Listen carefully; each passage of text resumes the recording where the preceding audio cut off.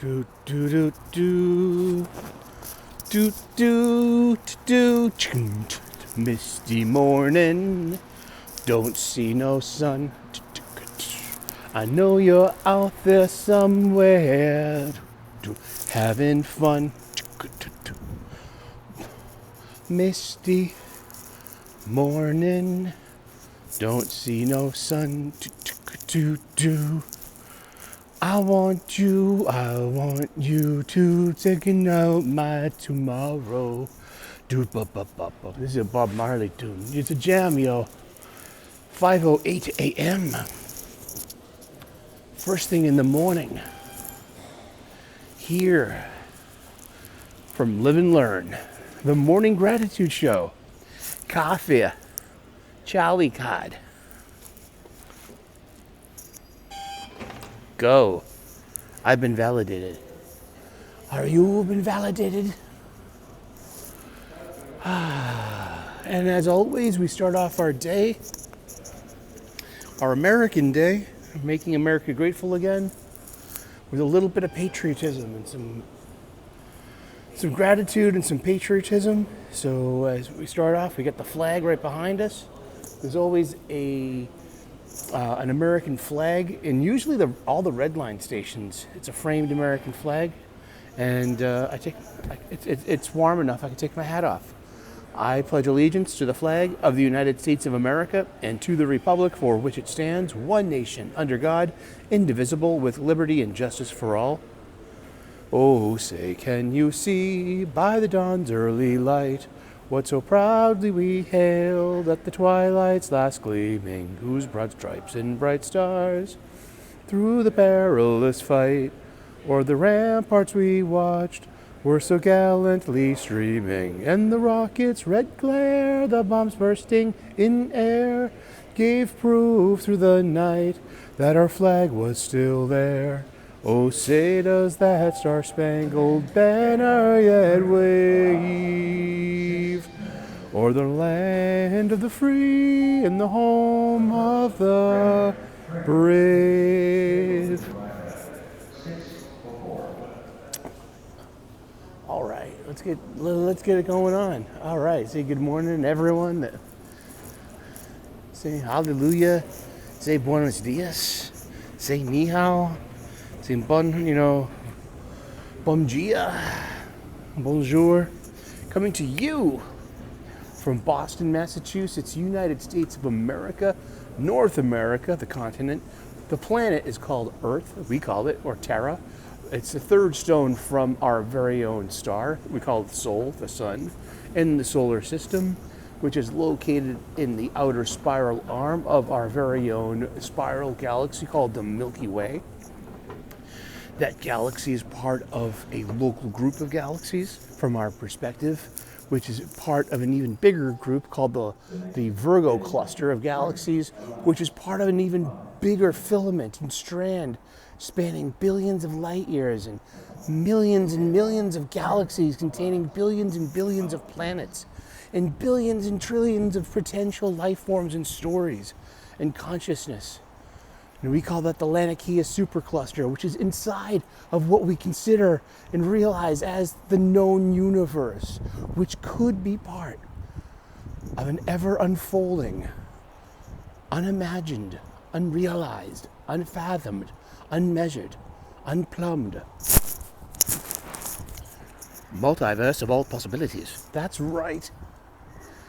Guten Morgen from here in Boston town. Live and Learn, the Morning Gratitude Show. We start off our day with a little bit of gratitude, a little bit of patriotism, a whole lot of love.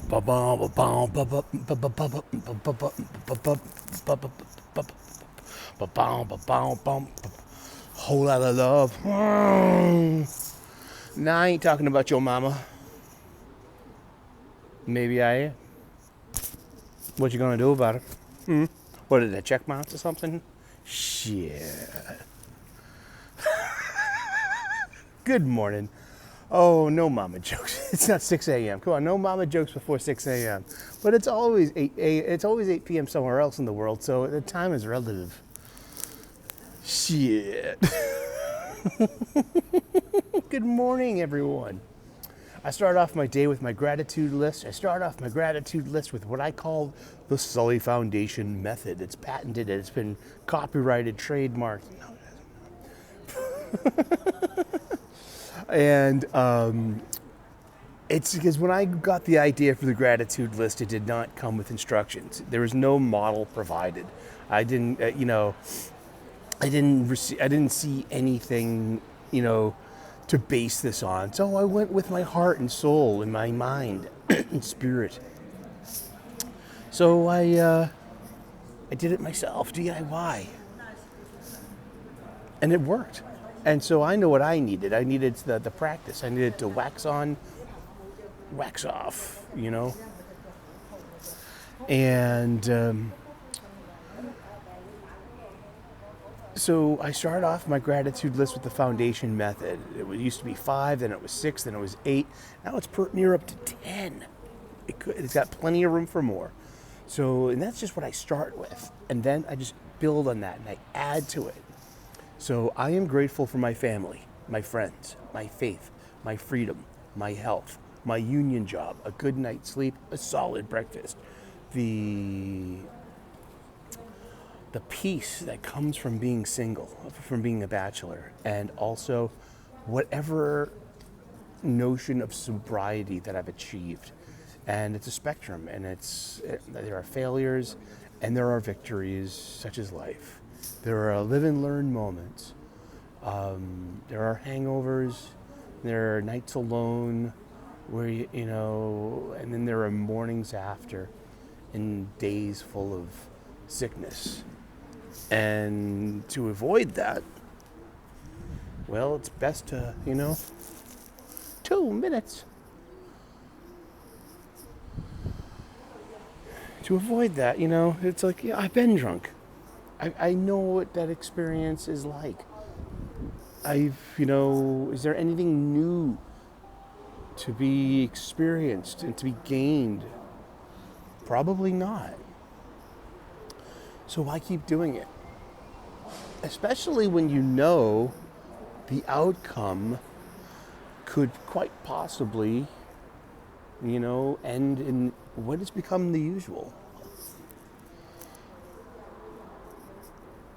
Malaise, sickness, panic, anxiety, listlessness, unproductive, a lack of productivity. When I should be using my weekends to, make my home more my home, I've been spending a lot of that time convalescing after, I'll just have one more. Oh, it's so good, I'll have another. Well, you know what that brings. So, it's part of growing up. And it's April the 1st. Have you sent in your mortgage, your rent? Have you paid your bills? Yeah. Did you make your bed this morning? I hope you did. I make my bed every morning. It's the first thing I do. I roll out of bed. Well, then I put on the kettle. And then I put some talcum powder on my boy beds. And then, this is TMI. Is this TMI? Is that too much information for you? It could be. And then while the kettle is coming to a boil and I've ground my freshly roasted Dell's coffee, I make my bed. Yeah. It's not that hard. You just do it. And then your bed is made. And guess what? You picked up the clothes off the floor and put them in the hamper. Actually, they don't even make it to the floor anymore. They go right in the hamper. It just takes a little effort. Here comes the train. Here is the yellow safety platform line. Please respect that. Keep your hands and feet and head inside the moving vehicle at all times. Here it comes. Alrighty.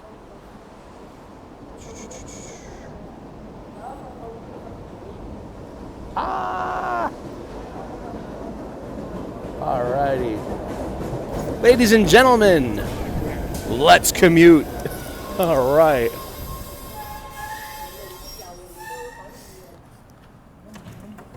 you know I get finicky if I don't get my favorite seat.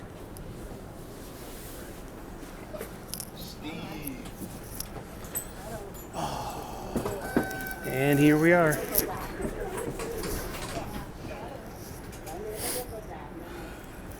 All right. And we are moving. Let's roll. Awesome. It's April Fool's Day. So should I do an April Fool's joke? No. I'll take this year off. I'm thinking about my grandfather, Joseph Patrick O'Sullivan. He was 13 of 15 children. He grew up on a farm called Aitkira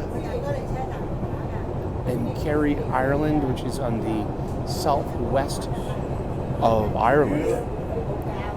He was born in the 1930s, and he grew up on a farm with lots of siblings and lots of dogs. And he had such a splendid sense of humor that I inherited. And he was my male role model. And I'm grateful and blessed for that. So Buttons. He came to the States in the 1950s as a young man. He entered the U.S. Army during the Korean War. He never shipped over there. He was stuck here in the States. But he did his Army service. He met a woman from Ireland, my grandmother, Anne, who was from Sligo. And Anne went from Ireland to England with her sister Helena, and they went to nursing school and then came to the United States. So Grandpa and Grandma met over here.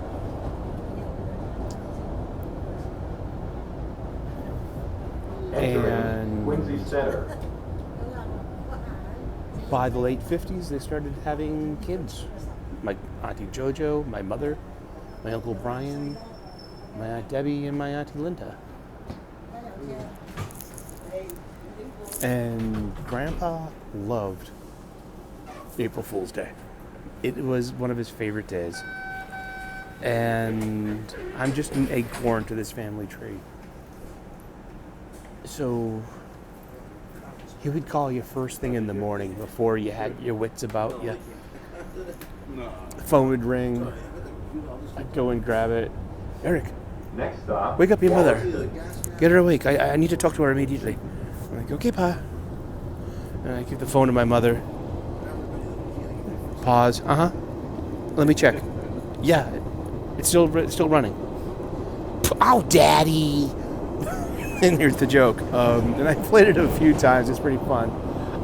Hey, I just checking on you. I heard there was a major blackout last night. There's a huge storm. And the power went out. You check your refrigerator. Make sure it's running. It's running? Did you catch it?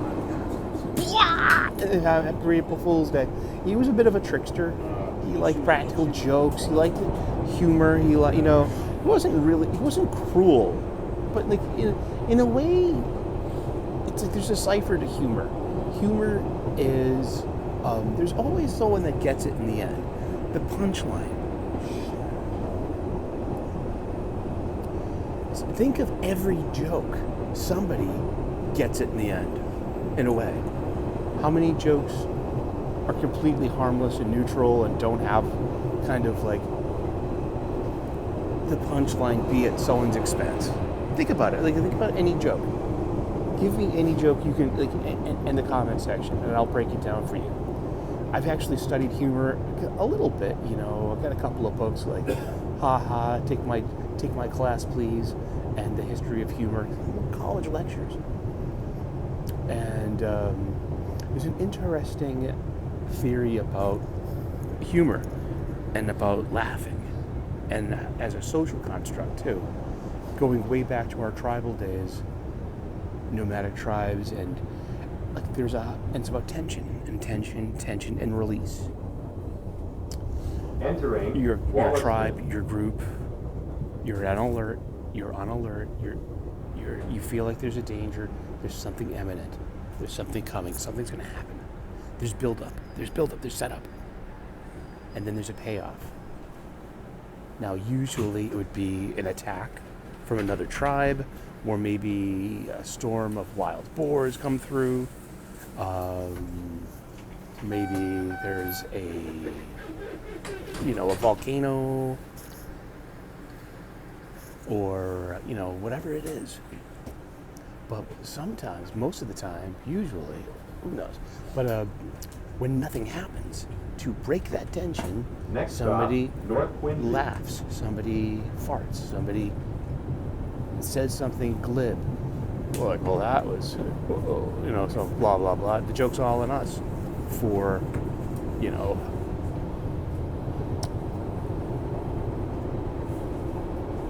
just being so worked up about it. And it's a release.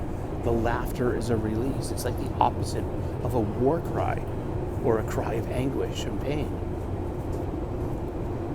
Another thing too was in these same series of lectures. These are college lectures. I'm just a high school graduate. I'm just an undereducated, stupid person that needs usually progressive lefty liberal folk to do my thinking for me and tell me what to how to think.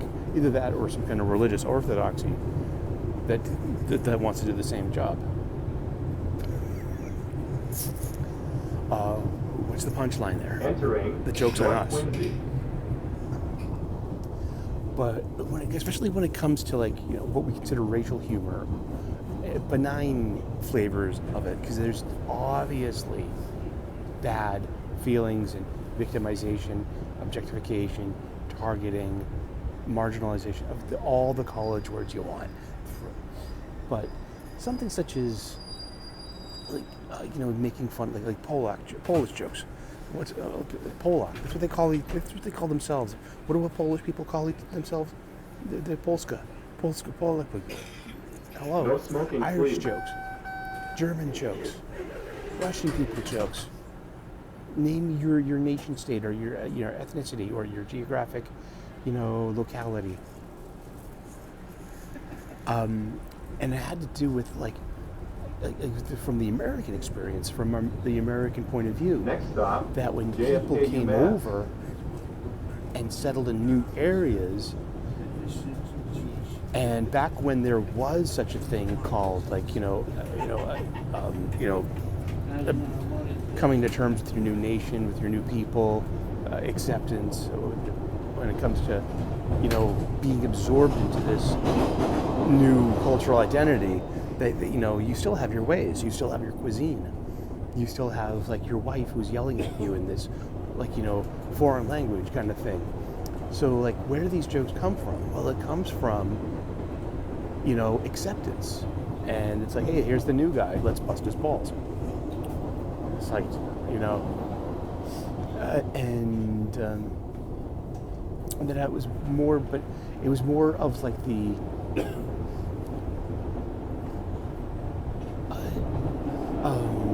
ball busting and maybe even hazing of earning your spot, and that years would pass, a generation would pass, and then you're making jokes with your neighbors about the new guy that moves into the neighborhood, just like they did when your dad moved in or your grandpa moved in. So yeah, so it's April Fool's Day, and it's my grandfather's favorite day. He would love to play pranks. He would love to tell jokes. He would love, not in a harmful way. And he never told he never dropped the N-bomb. He never told racial jokes.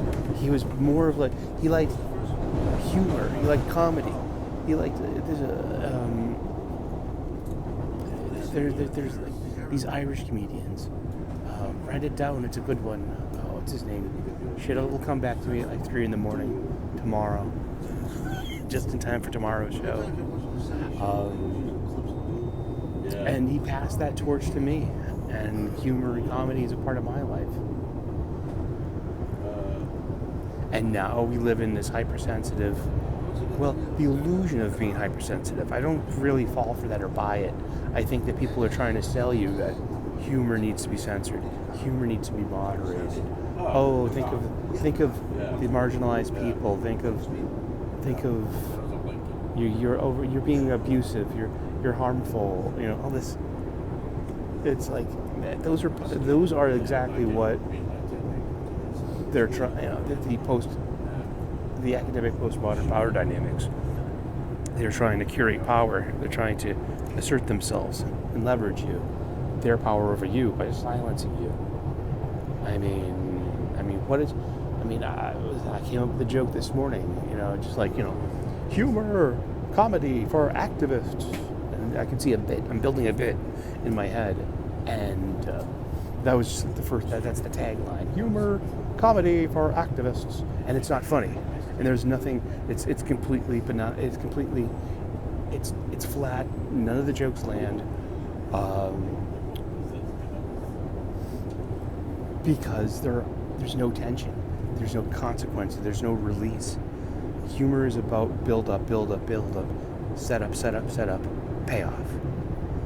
Build up, release. And that release is laughter, not applause. If you watch the late night TV shows, you know that it's not a lot of laughter. Jokes aren't met with laughter, jokes are met with applause, which is approval.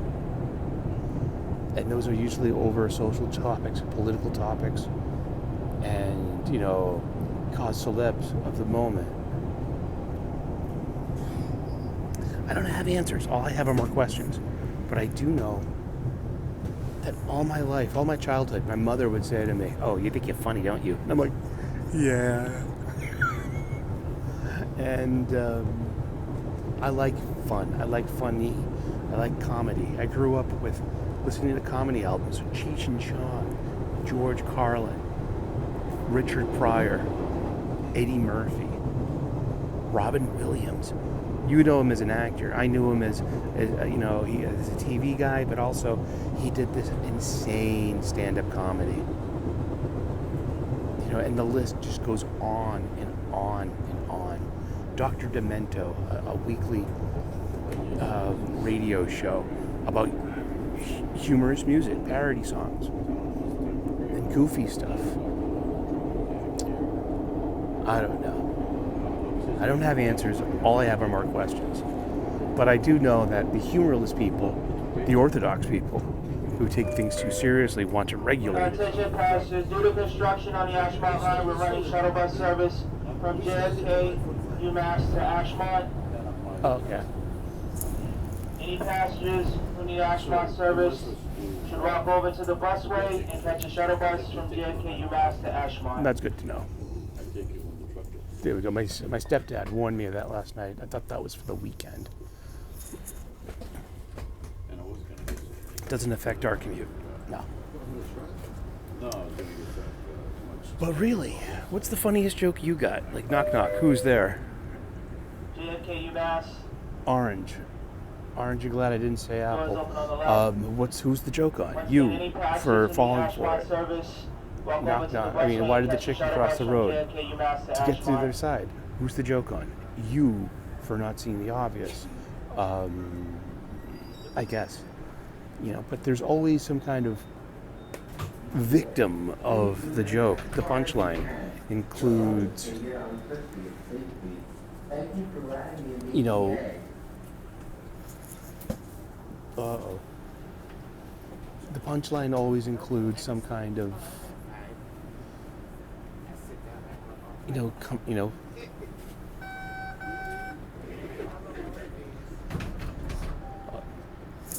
just got a little crowded in here.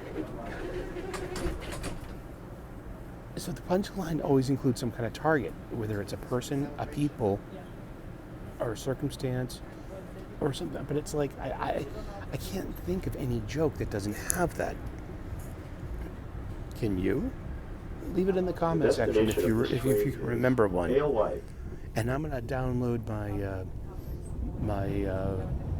my college lectures on comedy on the nature of humor. And I've listened to them a few times before. And they're good for a reread. Because this is the day to do it. And I got two best friends. I'm an only child, so I'm blessed to have more than a couple of best friends. And ladies and gentlemen, my childhood bedroom. One of them hates April Fool's Day with a passion. Thinks it's a shame. Thinks it should be made illegal. Obviously, see, that's a joke. But he hates April Fool's Day. The other one loves it. So much so that he fabricated one time a letter from his son's school. You know, it was during COVID too. So it was oh, kids, you got to go back to school. What? Yeah, here, I got this letter from the school. Yeah, he just cut and pasted the letterhead from an email and put it on a Microsoft Word doc. And he printed it up. And the boys were so upset. They were like, no, I don't want to go back to school. And they all got dressed and they all got ready. And Scotty's like, but it's not abusive at all. I mean, I don't know. And my other friend is like, oh, it's borderline abuse. It's downright abuse. And I'm not saying he doesn't have a point. I am saying I come from that tradition of April Fool's Day and enjoying it and embracing it. And it is fun. It can be fun. Especially if it's benign and doesn't harm anyone. See, the older I get, the more convinced I am someone's gonna kill me. I'm just gonna they're gonna have some oh, I was only joking. Well, he had a heart attack. He's dead. Funny, huh? So I mean, there is that. Oh boy, it's crowded in here this morning. That's probably because of the Ashmont line being down. But yeah, I mean, happy April Fool's Day. And I always loved Broadway. The character of the fool in the tarot card, with his bag slung over his shoulder, and with the dog following him. And he's about to fall over a cliff, or is he? And the fool always contained wisdom. And the fool was always the only person in the king's court that could speak to the king without a censor. I love the fool in King Lear. It's such a tragic end for the fool too in King Lear. But I don't know. Happy April Fool's Day. It's April 1st. Spring is here. The weather's getting better. If you enjoy a good joke, then go for it. And if you refrain from that kind of stuff, then avoid it. And if you don't think that's a funny joke, well, avoid that person, the source of it, I'm in a YouTube sphere, and it's not centered as I am. It's more, it gets righter and righter, and politically, capital R right. Broadway. And I'm actually amazed and appalled by the level of racial jokes that people feel comfortable telling now. Oh, it's only a joke. Or Holocaust jokes. I'm like, dude, that's fucking... I don't know. I don't have answers. All I have are more questions. But I gotta wrap the show up. You have a great day. God bless. Namaste. Good luck. Have a great morning. Smash that like button. Subscribe if you haven't already. I'd love to earn your subscription. And have fun. Have a sense of humor. Have a laugh. And remember, try to examine your laughs. Is it a release? Is it at your own expense? Or someone else's expense?